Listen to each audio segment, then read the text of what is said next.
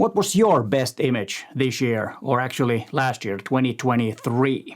In this video, I'm gonna show mine, and I will have a live stream where I wanna see your images too, but more about that later after I've talked about my images. Hi, it's Peter here, and let's get right into the business. The way I did this is that I picked the best image from every month, and I ended up with these images.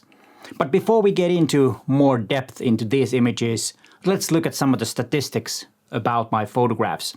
It's always interesting to look back and see what camera I used the most, what focal length, what lens, what shutter speed, what aperture, and whatnot, because all the statistics can be found, for example, in Lightroom metadata search, so I can really see which equipment I used for my images the most in 2023. And here are my statistics. I took about 14,000 images, which was 10,000 less than last year. Why is that? I did a lot more video work this year or last year than I did on 2022, and that's why the numbers are like that. I was a bit surprised that I took 10,000 images less than I did the previous year, but that's how it is. I used 10 different cameras, and my most used camera was Fuji X-S20, which was also a bit of a surprise because I only got that I think it was in October. And the reason is that I had a lot more photographic gigs on October and November, editorial portraits, and that's why it piled up, and that's why I used XS20 for the most, because that was the camera that I used for my professional work since, late September, early October. That's the simple reason, but to be honest, I was a bit surprised about that too. And my second most used camera was OM1, and the third one was OM5. I used 23 different lenses, and my most used lens was Fujinon 56mm f1.2 lens. And the reason is because of those editorial portraits that I did on October and November. The second place goes to Mzuigo 20mm f1.4 Pro. That's because of the traveling and the street photographs. And the third place is Mzuigo 45mm f1.2 Pro lens, and that's also because of the editorial portraits that I did before I sold that lens. Nothing really surprising except the amount with 56mm. That was a slight surprise. And the most used focal lengths are the same, 56, 20, and 45. So my most used focal length is the portrait lenses, around 80 to 90mm, and that's the way it has been for many years. So that's what I do.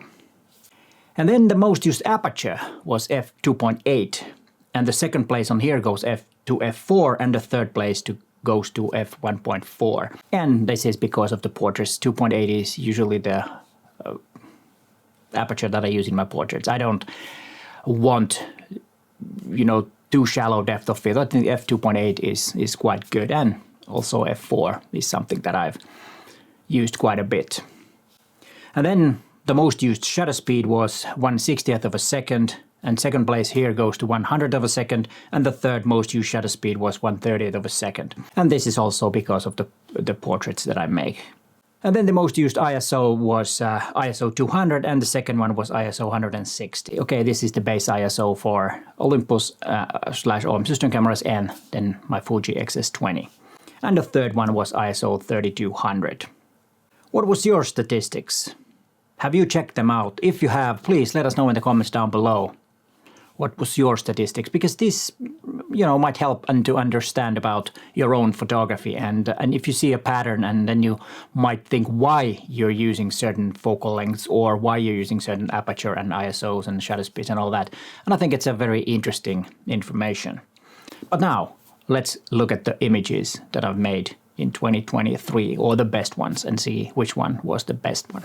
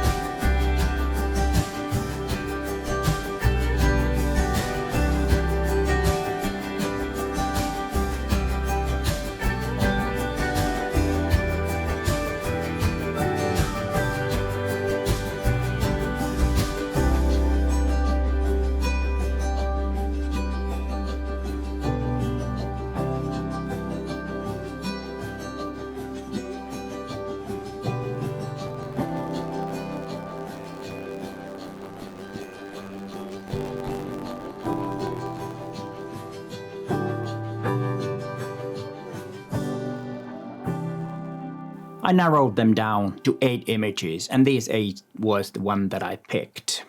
And there are 5 images from my trips and 3 from Helsinki, and that made me wonder, is it so that I like the images from my trips because I had a good time? So I have a personal connection to the image, and it's kind of tricking my thinking because I see the trip, or do I see the image? That's a question that I cannot answer. It could be both. Or the second idea that comes to my mind when I have 5 images taken for my trip and 3 in Helsinki is that, do I have more time to concentrate and make better images because I think more and concentrate on photography on my trips? That could be another answer why I prefer or liked images from my trips more than I liked the images from Helsinki.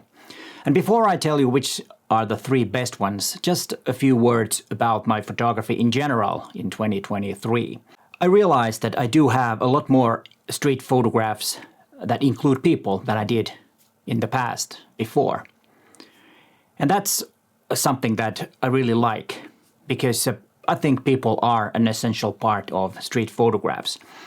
The idea of having traces of humans, which I've done in the past, where you don't have any humans, but you have some kind of a trace of a human, is another thing that I've done in the past. But I realized that I haven't done that type of photography that much this year or last year. And that's always also interesting. And I always want to be better and better. And looking at the images now, I think I have progressed, especially in street photographs. Even though 2022 I had some pretty good images, and there was a video about that. I watched it and compare it a little bit, but I was very happy 2022, and I'm quite happy on 2023. And before I reveal the 3 best images, there was a few words that I need to say. I almost forgot. It's about the 52 Assignments 2024 edition. There is a link in the description about the whole thing, what it is. And in short, it is a assignment for you for every week this year. And we've already started. Go to Gumroad, I have links in the description, and download the PDF where I have all the information about what the assignment is and when it's supposed to be photographed. Of course, you can photograph them in different orders if you feel like it. It's not very strict. And if you feel that that is something useful for you, you can donate some money before you download that. That's much appreciated because, it takes a lot of time to set up something like this and look your images and maybe have some live streams and all that. But no pressure. It's totally free, but pitching in something would be nice. So thank you if you did that. And then the 3 images. They are these 3. And the first one was from Warsaw. I was standing in front of this. I saw this and standing in front of it and just waited a few minutes, something to happen. And then this guy happened to walk into the frame, and I tried to get a perfect moment when he's eating and his legs are at the good position. And I think I made it, and he luckily turned his head towards me a little bit, so it's not an image from behind. So I really enjoy this, and I like the color tones too. And then the second one was another one from, I think this was in Brussels, where I was photographing murals, and I saw this, and then I had an idea that if someone is standing there, because it's an office building and there were people, smoking and having a break in front of it, but usually they went at the perfect spot and, waiting and being patient. I got this shot, and I really enjoy this because the person is interacting with the mural or the painting or whatever you call that, even without knowing it. And I think there's a bit funny, or it's a bit funny image because of the expression on both of these characters in the image. And then this one is, I think it's, if I remember correctly, it's also from Brussels. I was walking around and looking around, and I saw this laundry place, and the colors were the things that I first started looking. And then I saw that there was this old man in the back of the laundry place and took the image. And this is something that I really enjoyed, the image, because of the colors and a bit surreal thing, and everything is a bit odd on this, and it's taken through the window, so there is some stuff that it's not perfectly sharp in that sense, but I really enjoyed this image and made me feel good. I don't know why. I just like it. Sometimes it's not a very rational thing why you like an image. Like I already said, that it could be the images that are my best ones that I feel are from the trips because I had a good time on the trip and reflect the images to that. But I don't know what it is. And I want to see your best image. I will have a live stream on the 8th of January 2024 where I want to showcase your best images. The procedure is the same as usual. I have a Google form which you fill out certain things and then you send me the image. Pick your best image. And I showed my method of picking the image, but it doesn't matter how you pick them. Go back to your images from last year and see what you photograph. Think about the images and pick the best one to send. And if you want, write something about the image if you like, because that's always interesting to see the backstory of the image, how it was made and why it was made. And that's always interesting. And I will pick about 30 best images to be showcased on my live stream on January 8th and send an image before that, so Sunday 7th be fine. But everything about the live stream and how to send images can be found in the description of this video. Looking forward seeing your best image. And here is a video for you to watch next if you feel like it. Well, and why not? But hey, thanks for watching and bye for now.